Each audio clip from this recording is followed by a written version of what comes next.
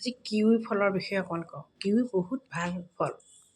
Kiwi ফলৰ কোনো side effect নাই।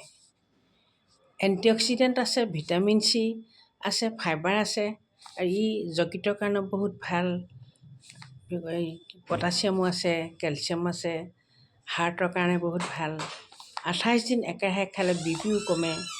কিৱি ফলৰ ৰোগ প্ৰতিৰোধক ক্ষমতাও আছে। গতিকে মাজে মাজে কিৱি ফল খাব লাগে। A B C B6 আদি ভিটামিনো পোৱা যায়।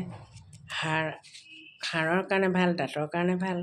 গতিকে কিৱি ফল কেতিয়াবা সুবিধা বুজি আনি খাব লাগে।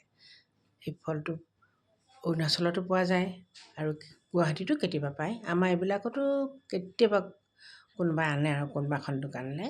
কিন্তু আমি বাংগালোৰত থাকোঁতে বহুত খাইছিলোঁ। তাত ইমান দামো নহয়, সস্তাতে পোৱা যায়।